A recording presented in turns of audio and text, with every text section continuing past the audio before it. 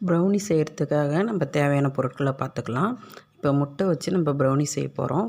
அதுக்கு வந்து தேவையான அளவுக்கு 4 முட்டை எடுத்துக்கலாம். இது 1 கிலோ செய்கிறதுக்கான அளவு. அப்புறம் மைதா வந்து 170 கிராம் எடுத்திருக்கேன். 30 கிராம் வந்து கொக்கோ பவுடர் எடுத்திருக்கேன்.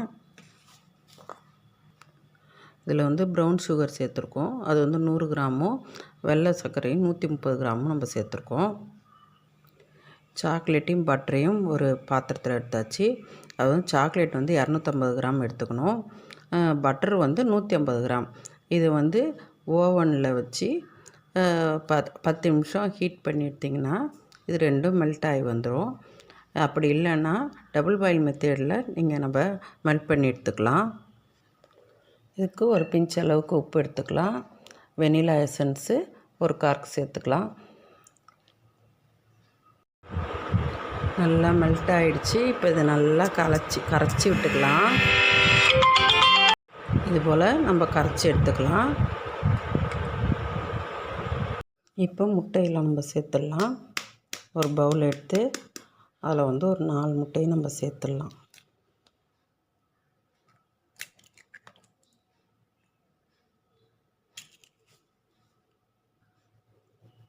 இது 4வது முட்டை.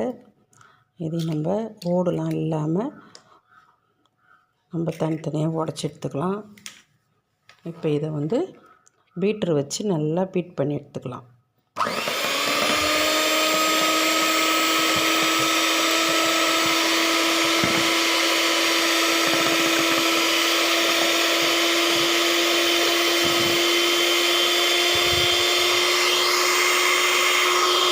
இதுமாரி நுரைச்சி வரணும். ஒரு 5 நிமிஷம் போல் இருந்தீங்கன்னா இந்த மாதிரி நுரைச்சி வரும். இதுமாதிரி நுரைச்சி வந்த பிறகு நம்ம சர்க்கரையை சேர்த்துக்கலாம்.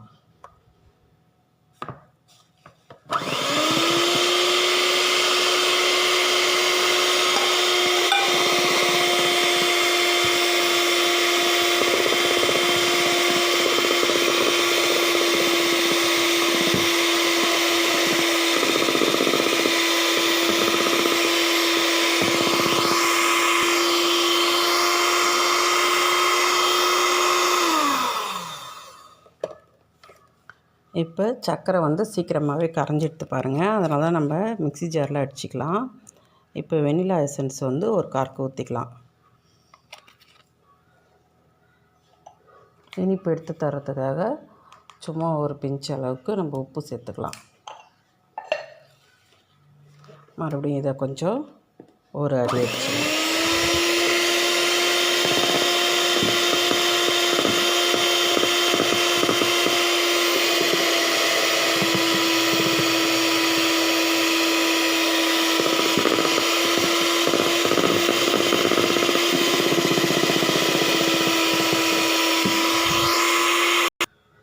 இப்போ இது கூட வந்து சாக்லேட்டையும் பட்டரையும் நம்ம கரைச்சி வச்சுருக்கிறத சேர்த்துக்கலாம்.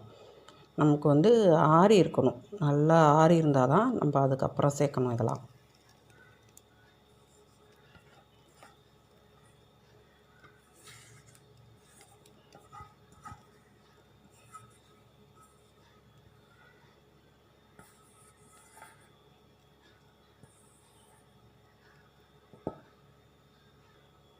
மறுபடியும் நம்ம அடிச்சுக்கலாம்.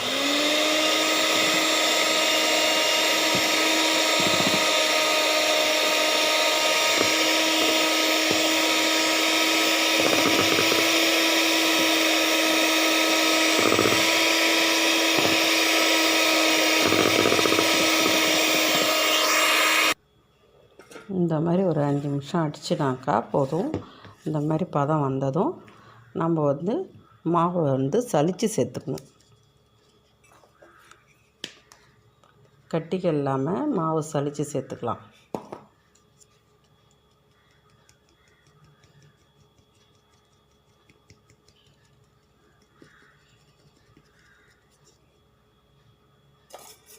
இப்போ எல்லா மாவையும் சேர்த்துட்டு நல்லா சலிச்சிடணும்.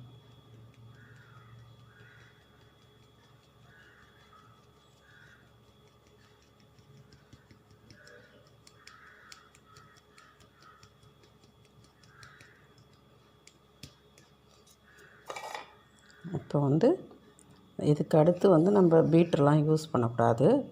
நம்ம இந்த பேட்சில் வச்சு நம்ம நல்லா கலக்கி விடணும். கெட்டிக்கு இல்லாத இது மாதிரி செஞ்சுக்கிட்டே இருந்திங்கன்னா கெட்டியே இல்லாத நல்லா ஸ்மூத்தாக வரும் பாருங்கள்.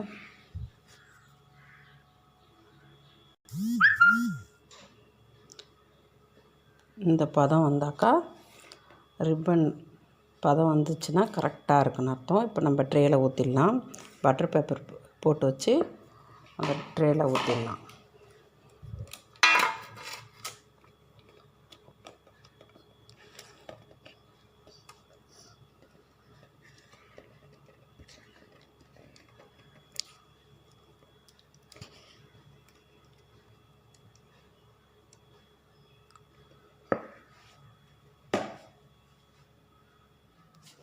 நம்ம ட்ரேயில் ஊற்றின பிறகு இந்த பபுள்ஸுக்காக பபுள்ஸ்லாம் இல்லாத இருக்கிறதுக்கு இந்த மாதிரி 2 தட்டு தட்டினீங்கன்னா அது எல்லாம் கொஞ்சம் போயிடும். அதுக்கப்புறம் நம்ம இதுமாரி ஏதாவது ஒரு குச்சி எடுத்து இது மாதிரி செஞ்சிங்கனாக்கா அது உள்ளே இருக்கிறதும் நல்லா போயிடும்.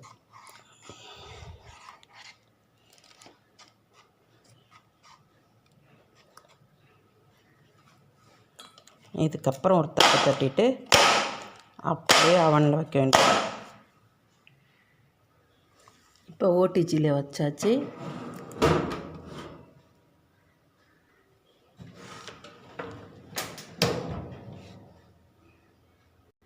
இப்போ வந்து நல்லா வெந்துடுச்சு. இதை நம்ம ஆறிடுச்சு. கொஞ்சம் நேரம் ஒரு 1/4 மணி நேரம் விட்டாச்சு. நல்லா ஆறிடுச்சு. இப்போ நம்ம எடுத்துடலாம் ட்ரேலேருந்து.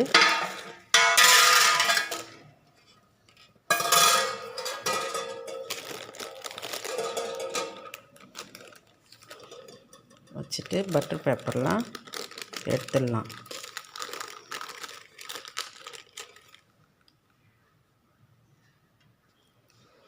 இந்த டின்னில் வந்து 15 பீஸ் வரும் நமக்கு. இப்போ இது 1 கிலோவில் 15 பீஸ் வர்ற மாதிரி நம்ம கட் பண்ணணும். இந்த சைடு 5, இந்த சைடு 3 அந்த மாதிரி கட் பண்ணணும்.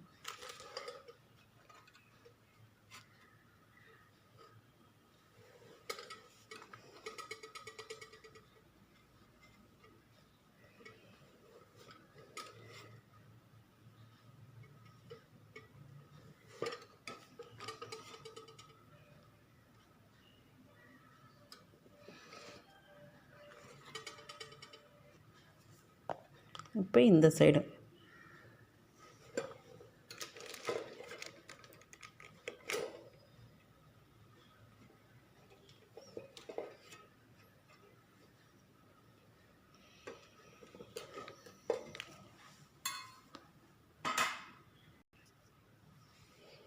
இப்போ வந்து பீஸ் நம்ம எடுத்து பார்க்கலாம்.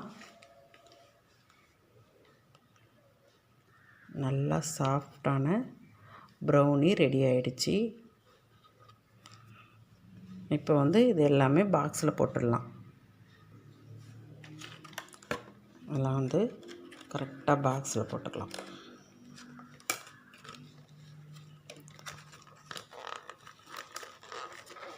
இதுமாரி எல்லாத்தையும் நம்ம ரெடி பண்ணிக்கலாம். எல்லா கேக்கும் கட் பண்ணி நம்ம பாக்ஸில் போட்டாச்சு. இப்போ நம்ம ஸ்டிக்கரை ஒட்டிடலாம். இதுபோல் எல்லாத்துலேயும் ஒட்டிடலாம். எல்லோரும் நம்ம ஸ்டிக்கர் ஒட்டி இப்போ சேல்ஸுக்கு ரெடி ஆகிடுச்சு. இதுமாரி உங்களுக்கும் வேணும்னாக்கா எங்களை கான்டாக்ட் பண்ணுங்கள். நான் நம்பர் கொடுக்குறேன். இதில் வந்து இந்த வீடியோ உங்களுக்கு பிடிச்சிருந்தா லைக் பண்ணுங்கள், ஷேர் பண்ணுங்கள், கமெண்ட் பண்ணுங்கள், சப்ஸ்கிரைப் பண்ணுங்கள். தேங்க்யூ.